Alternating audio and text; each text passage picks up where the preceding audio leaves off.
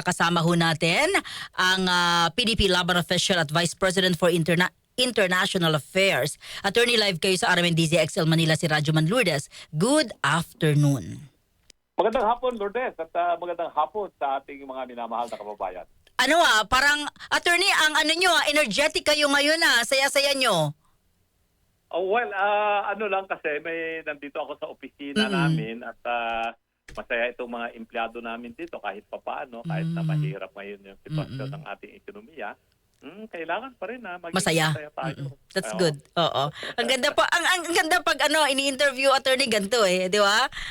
Energetic, nakakasabay. Attorney, sandali, ano po ang reaksyon? Kumusta mo na ang PDP Laban? Eto muna tayo. Usaping politika muna. Oo. Maraming mga gustong sumali sa ating mga partido, lalong-lalo na yung mga ordinaryong mamamayang Pilipino.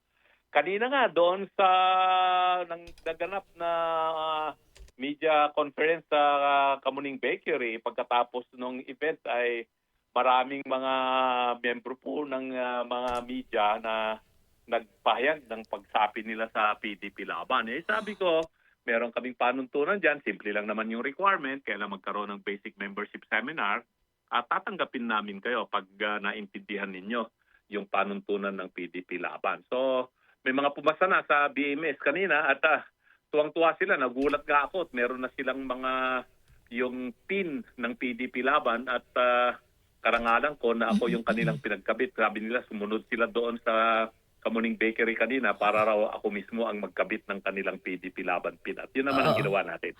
Attorney, meron na ho kayong panlaban sa 2028? Well, maliwanag na maliwanag yan. Wala kaming ibang kandidato para sa pagkapangulo kung hindi si Vice President Sara Duterte. Yun po yung ating decision sa PDP Laban. Oo. No other candidate kung hindi si VP Sara Duterte for President. Nagpahayag na rin po kasi si VP Inday na siya ay tatakbo sa pagkapangulo at kami sa PDP Laban ay all out na sumusuporta doon sa plano po ni Vice President Sara na tumakbo bilang Pangulo ng Pilipinas. Pero attorney, bakit lumalabas ang pangalang Baste Duterte?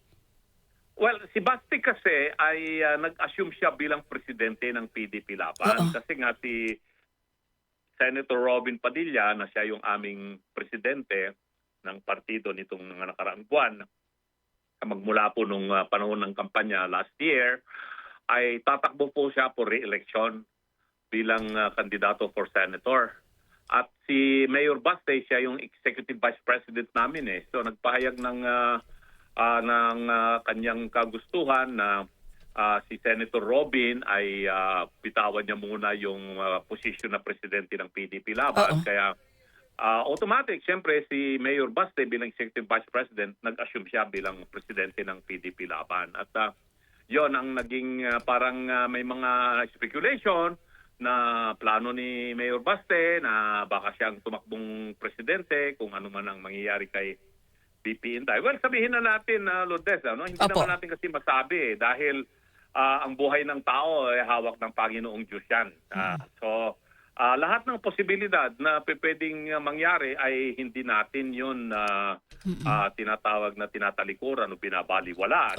At ang PDP Laban, nakahanda kami kung anuman ay sana ay hindi mangyayari ang mga kinatatakutan ng marami na kaya nga yung security ni BP Sara, di ba, sinabi niya sa kanyang pahayag tungkol nga dyan sa napipintong pagpunta niya sa ibang bansa, kinansila niya yung kanyang napaulat na biyahe dahil sa advice na bakit ganun? Bakit na ipahayag yung kanyang mga itinerary, yung mga schedule niya?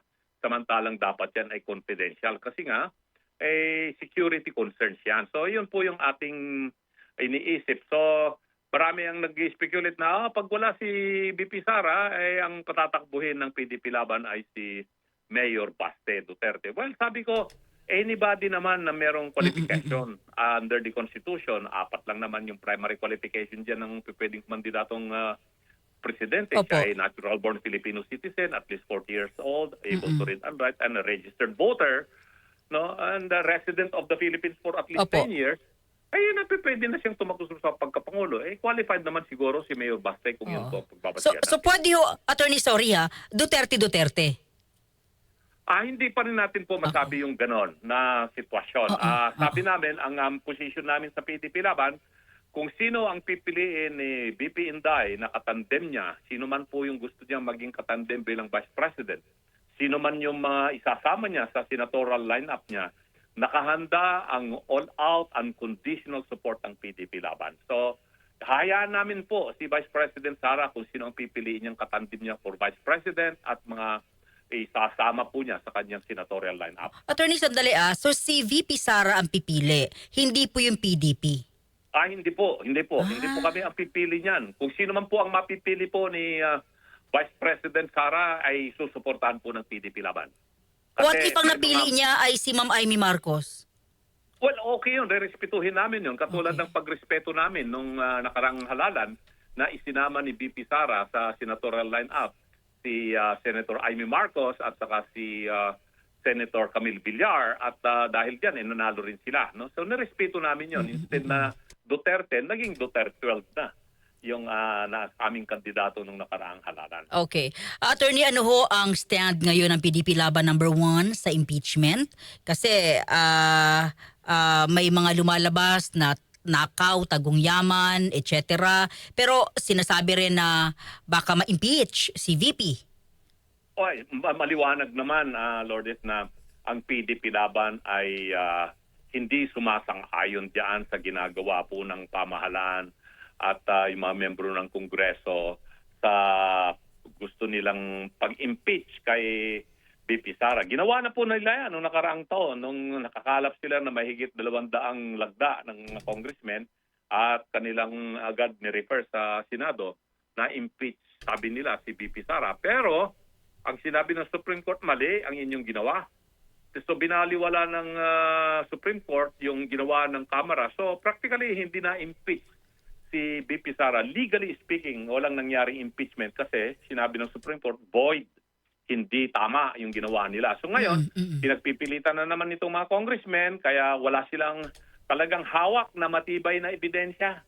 At kung meron silang ebidensya, hindi nila gagawin yung kanilang tinatawag na mini trial na nangyayari na bawal po yan sa tinatadhana ng saligang batas at sa lituntuning inihayag po ng Korte Suprema doon sa nakaraang kaso.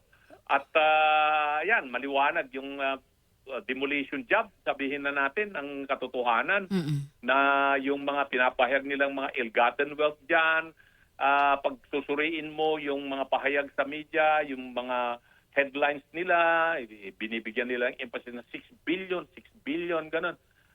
Pag titingnan mo yung kanilang sinasabi, these are the gross transactions na nangyari from 2007 to 2026.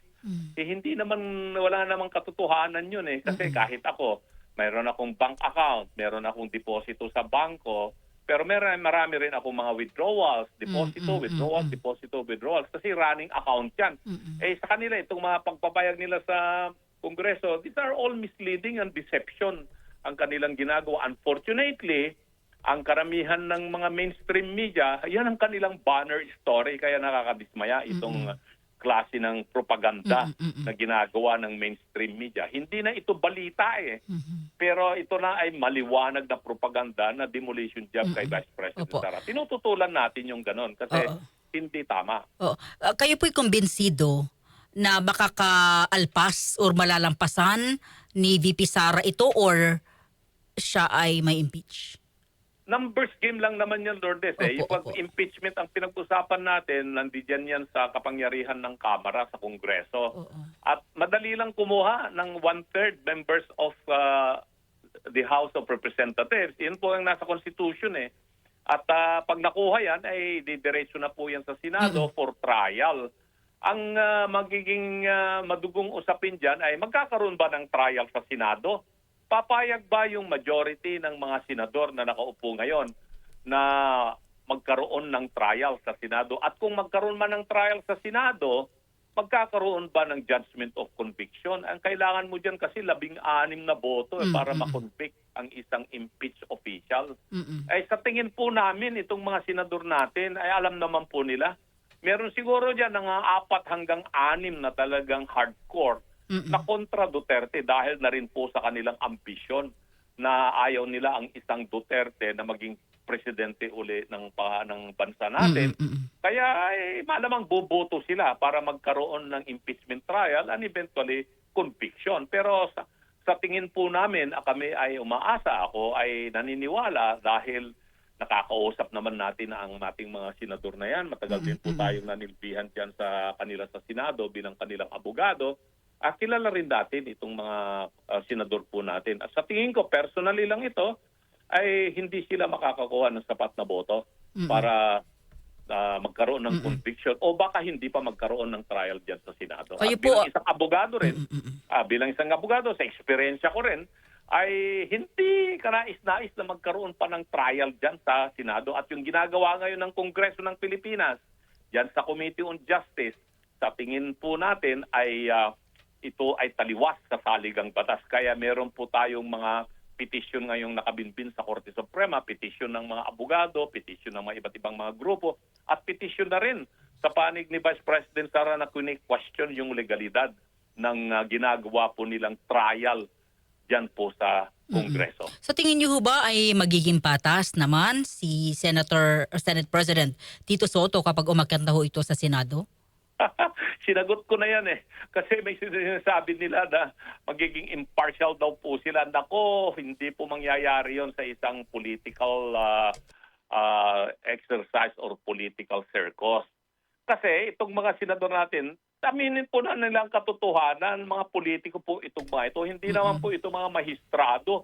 Kahit nasabihin natin impeachment court, hindi impeachment, hindi korte ang Senado. That is a political body. At ang nagdidesisyon dyan ay mga politiko. Unang-una, hindi naman po nila pinag-aralan ang batas ng Pilipinas kahit na sabihin mo na magkaroon sila ng crash course dito, crash course doon. Hindi po nila maiintindihan yung mga kailangan pong gawin ng isang impartial na magistrado or huwes. Marami po kasing mga rules on evidence dyan, rules of procedure, na dapat po maintindihan ng isang magistrado or isang huwes. At hindi lahat ng abogado ay naintindihan po yan. Nag-aral na nga yan ng batas. Kaya po, yung ating mga huwes at mga magistrado, mataas po yung pagtingin po natin sa kanila kasi eksperto sila sa batas at talaga po yung karakter po nila ay talagang pinagtitibay po nila yung impartiality. Pero sa political body, katulad ng Senado, wala po yan. Aminin na natin, sabihin na natin ang totoo, ang decision ng mga politiko ay laging nalinsunod doon sa preservation, protection, enhancement, promotion of their personal interest. Hindi po yung sasabihin nila that we are dispensing justice. Panluloko na yun sa bayan. Sa madaling salita, nainiwala ho kayong hindi magiging fair si Senate President? Walang fair dyan. Walang fair dyan pagdating sa usapan sa politika. Politics is a very dirty game, sabi nga na. There is no such thing as a fair political act of any politician. Laging ang kanilang panapanig dyan. Pwedeng ngayon ang kanyang posisyon ganito, bukas iba na. Tinitimpla niya yan base doon sa mapropromote ba niya yung kanyang political interest. Ito ba ang napupusuan ng taong bayan? So, lagi pong ganun ang base ng mga politiko. Lalong-lalo na po yung mga humahawak po ng political position sa national level. Opo. At yan po yung katotohanan. Nakita na natin yan sa mga nakarang impeachment, lalong-lalo na doon sa impeachment of the late Chief Justice Renato Corona. At maliwanag po yung naging sitwasyon po doon. Attorney, ano po yung stand ng PDP laban sa naging desisyon ng International Criminal Court kahapon? Well, dismayado po tayo pero at ako po ay sinabi ko na 2 weeks before lumabas po yung magiging desisyon ng ICC na nangyari kahapon, sinabi ko na hindi ako umaasa na ang ICC ay i-grant niya yung petition or yung appeal ng defense at babalik ta rin niya yung naunang desisyon ng appeals chamber ng ICC. Kasi nga, sa nangyayari ngayon, nag-iisa na lamang na kaso yan na hawak ng ICC. Sa laki po ng ginagastos ng ICC, ay kwini-question na rin ng ibang bansa na sumusuporta sa ICC na ano ba ang inyong ginagawa dyan? Baliwala naman pala yan, useless naman pala yung ICC na yan. So, para ma-justify yung kanilang pananatili pa, ay talagang hindi po nila pakakawalan ang isang Tatay Digong o PRRD. At kanila pong binanat ng husto yung kanilang kapangyarihan para masakop nila yung kanilang ginagawa sa jurisdiction na tinatawag ng ICC. Maling-mali po yun kasi malis na nga po tayo dyan sa ICC noong March 2019. Nag-umpisa yung investigasyon alinsunod doon sa kautusan ng mga members ng chamber noong 2021. That was 2 years. 2 years after we have withdrawn as member of ICC as party member. Wala na talagang jurisdiction dapat ang ICC. Pero itong nilabas po nila ngayon na meron pa rin daw silang jurisdiction kasi nangyari daw yung mga krimen nung mga panahon na 2011 to 2018 kung saan ay membro pa tayo ng ICC, yung residual powers na sinasabi nila. Pero alam po ninyo, sa isang basic course in criminal law, ang mga desisyon o kaya yung mga panuntunan o interpretasyon ng mga batas na umiiral na ito ay dapat ay i-apply favorable to the accused or the respondent. At saka dapat meron lang prospective application yan, hindi retroactive. Ang nangyari dito, decision ng Appeal Chamber ng ICC na naganap noong April 2026 na ito ngayon ay kanilang ni-reaffirm kahapon. But that has to have only prospective application. It cannot have retroactive application. Sa ating batas, sa constitutional law, ang tawag po natin dyan, ex post facto law. Pero wala kang magagawa Itong mga maestrado ng ICC at itong ICC mismo. Ay sinasabi ko lagi ito. Ito ay isang pamamaraan para ipagpatuloy nitong mga European ang kanilang pananatili bilang colonizers of the world at gusto nilang pagtakpan yung mga abusong ginawa nila over the centuries of colonizing many countries in Asia, Latin America, and Africa na kunwari ngayon sila ang champion ng human rights, etc. Okay, Attorney, huling tanong ko po, ano po ang inyong reaksyon sa pahayag ni dating Speaker Romualdez? Kung ang basa nyo, pinalaglagan ba ito at pinatutukuyan niya na nasangkot si si Pangulong Marcos? Maliwanag po yung mga pinahayag ni dating House Speaker Martin Romualdez. Hindi niya tinatanggi na merong malawakang korupsyon na naganap diyan po sa pagpapatupad ng national budget magmula po noong 2022 and lalong-lalo na sa 2025 national budget. At binabanggit niya kung gaano kalawak yung partisipasyon ng Kongreso bilang isang collective body. At dito nilaglag niya si Senator Chis Escudero at saka si Zaldico bilang mga principal figures na involved doon sa budget preparations and budget deliberations. Pero binanggit din niya na maliban doon sa ginawa ng Legislative Department, insofar as the budget preparations and deliberations are concerned, ay mas malawak ang partisipasyon ng Executive Department. At binanggit niya na doon nag-umpisa yung preparation through the National Expenditure Program, presentation of etc., signature and approval of the budget, and then eventually the execution and implementation of the budget. Where, sabi niya, doon talaga nagkakaroon ng mga maanumalya na trabaho. So, inaamin na talagang merong mga involved na high-ranking officials in the Executive Department. Kanya lamang, wala siyang binabanggit na mga pangalan. Hindi niya sinasam. Pero alam naman po natin na ang Executive Department, the head is the President of the Philippines. The act of the cabinet members, itong DBM, Executive Secretary, Finance, etc., BPWH, these are what we call in political law under the doctrine of qualified political agency. No? These are just alter egos of the President.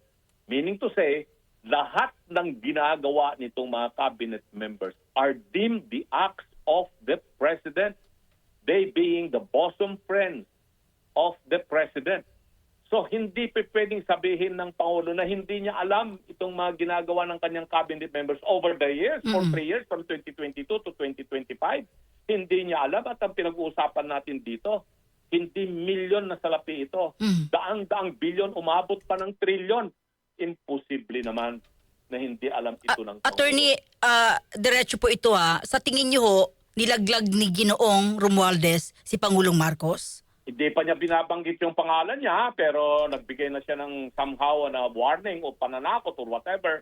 You can interpret it that way, na sinabi niya na hindi ako pwedeng maging fall guy ng kagagawan ng mga iba, na sila ang mas may malaking kinalaman dito sa maanumalyang mga transaksyon na naganap nitong mga nakaraang taon. Yun ang kanyang mensahe. No, so ibig sabihin yan, sino pa ba? Sino pa ba ang mas mataas kaysa sa House Speaker? No? Kung hindi ang Pangulo ng Pilipinas. Hindi naman pwedeng mas mataas pa sa kanya si Bersamin o kaya si Bunuan o kaya si Amin na Pangandaman. The House Speaker is considered to be the second most powerful official of the land. Not the Vice President, not even the Senate President.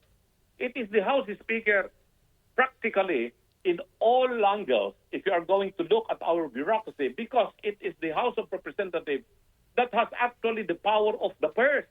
Doon nag-o-originate lahat itong mga panukalang batas na nagtatalaga ng mga gastusin ng pamahalaan at yung mga buwis na kailangan singilin ng pamahalaan. Nanggagaling po yan sa House of Representatives. Kaya if you are going to look at it, in reality, the most powerful public official of the country is the President, and the second most powerful is the House Speaker.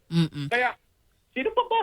Sino pa ba ang pwedeng makapag-utos sa House Speaker kung hindi ang Pangulo ng Pilipinas? Attorney, maraming salamat sa oras po ninyo at lagi po kayong bukas sa mga tawag ko namin. Mabuhay po kayo. Mabuhay po yung PDP Laban, Attorney. Thank you.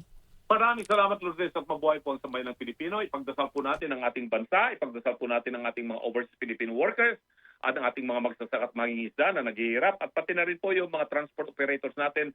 At siyempre, huwag natin kalimutan, ipagdasal po natin si Tatay Digong. Maraming salamat at mabuhay po ang sambayan ng Pilipinas. DCXL. Pulso ng